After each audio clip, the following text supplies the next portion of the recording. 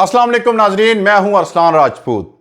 सोचें एक लम्हे के लिए, अगर आपके शहर पर बारिश हो और वो बारिश सिर्फ बारिश ना हो बल्कि किसी दुश्मन मुल्क का हमला हो, अगर कहत, खुश्क साली और सैलाब महज कुदरती आफात ना हो बल्कि एक खुफिया जंगी हथियार हो, अगर आपके खेतों की बर्बादी, आपके घरों के डूबने और आपके रोजगार के खत्म होने के पीछे दुश्मन का कंट्रोल शुदा मौसम हो, यही है असल सवाल।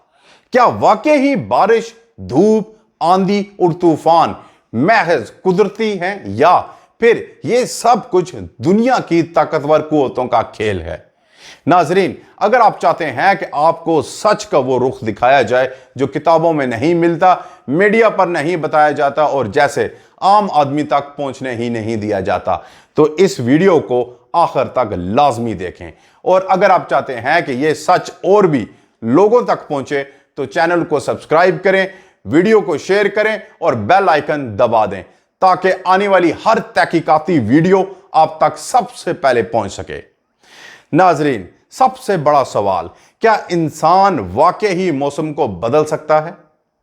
सदियों से हम ये समझते आए हैं कि बारिश, कहत, तूफान और जलजले कुदरती निजाम का हिस्सा हैं, मगर 20वीं सदी के वस्त में साइंस और फौजी टेक्नोलॉजी ने यह राज खोला है कि इंसान चाहे तो मौसम को भी अपने काबू में ले सकता है। बादल पैदा करना, बारिश बरसाना, बर्फानी तूफान लाना या किसी इलाके को खुश्क साली में धकेल देना, यह सब अब तजुर्बात से गुजर चुके हैं। दुनिया की बड़ी ताकतें दहाइयों से इस मैदान में तजुर्बे कर रही हैं। उन्हें यह एहसास हो चुका है कि दुश्मन को हथियारों से मारने से ज्यादा आसान है कि उसके मौसम को उसके खिलाफ कर दो। ना तोप चलानी पड़े, ना मिसाइल दागना पड़े, बस बादल रोक दो, बारिश छीन लो या ऐसा तूफान छोड़ दो कि दुश्मन के शहर डूब जाएं। अब बात करते हैं कि अमेरिका ने मौसम को हथियार के तौर पर कब इस्तेमाल किया। नाजरीन, तारीख का पहला बड़ा सबूत वियतनाम जंग से मिलता है। 1960 की दहाई में अमेरिका ने ऑपरेशन पपाई के नाम से एक खुफिया मंसूबा चलाया। इस मंसूबे के तहत वियतनाम के आसमान में बादलों को सीडिंग करके बारिश बरसाने का इंतजाम किया गया। नतीजा यह निकला कि दुश्मन की जमीन कीचड़ में बदल गई, रास्ते मसदूद हो गए, सप्लाई लाइन कट गई और खेत तबाह हो गए। यह वो वक्त था जब दुनिया ने पहली बार खुलेआम देखा कि मौसम को जंगी हथियार बनाया जा सकता है। अब बात करते हैं रूस की। 1986 में जब यूक्रेन के शहर चेर्नोबिल में एटमी प्लांट का धमाका हुआ तो तबकारी का बादल मॉस्को की तरफ बढ़ने लगा। रूस ने फौरी तौर पर मौसम को कंट्रोल करने का फैसला किया। साइंसदानों ने बादलों पर केमिकल छोड़े और उन्हें मजबूर किया कि वो मॉस्को पहुंचने से पहले ही बरस जाएं। नतीजा यह निकला कि तबकार बारिश दूसरे शहरों पर बरसी और मॉस्को को बड़ी तबाही से बचा लिया गया। यह वाकया दुनिया के सामने एक और सबूत था कि ताकतवर कौमें मौसम को अपनी मर्जी से बदल सकती हैं। चीन तो इस मैदान में सबसे आगे निकल गया है। आज चीन तिब्बती सतह मुर्तफा पर एक ऐसा मंसूबा चला रहा है जो दुनिया के सबसे बड़े वेदर कंट्रोल प्रोजेक्ट्स में शुमार होता है। लाखों चैम्बर्स नस्ब कर गए हैं जो फिजा में जर्रात छोड़कर बारिश पैदा करते हैं। कहा जाता है कि इस मंसूबे से चीन पूरे एशिया के मौसम पर असरअंदाज हो सकता है, खुसूसन भारत जैसे मुल्क पर जहां दरियाओं का पानी चीन ही के पहाड़ों से आता है। सोचे नाजरीन, अगर चीन चाहे तो भारत को खुश्क साली में धकेल दे, उसके खेतों को बंजर बना दे और उसकी फसलें तबाह कर दे। क्या यह जंग नहीं बल्कि एक खामोश हथियार है? अब बात करते हैं हार्प, HAARP पर, सबसे ज्यादा मुतनाज़ा प्रोजेक्ट पर। हार्प अमेरिका में शुरू होने वाला यह मंसूबा बज़ाहिर एक रिसर्च के लिए था, मगर दुनिया भर के माहिरीन ने इल्जाम लगाया कि यह प्रोजेक्ट मौसम को बदलने, बादल फाड़ने, जलजले लाने और यहां तक कि इंसानी दिमाग पर असर डालने की सलाहियत रखता है। हार्प के बारे में यह कहा जाता है कि यह एक क्लाइमेटिक हथियार है जिसे दुश्मन मुल्कों पर आजमाइश के तौर पर इस्तेमाल किया जा सकता है।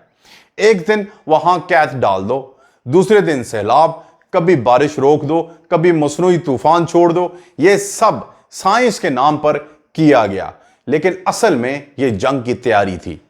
नाजरीन, ये सवाल सबसे खतरनाक है, क्या आज भी मौसम को कंट्रोल किया जा रहा है?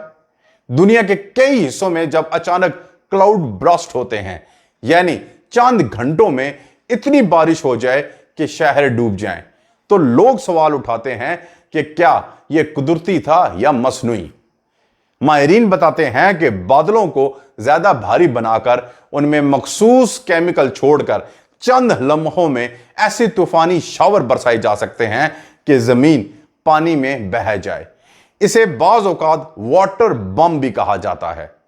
सोचें, अगर यह टेक्निक किसी दुश्मन मुल्क के शहर पर आजमाई जाए तो क्या वो शहर चंद घंटों में तबाह नहीं हो सकता? अब क्या यह सब तरक्की के नाम पर हो रहा है या जंग के नाम पर हो रहा है? अवाम को बताया जाता है कि यह सब ज़रूरी ज़रूरतों के लिए है।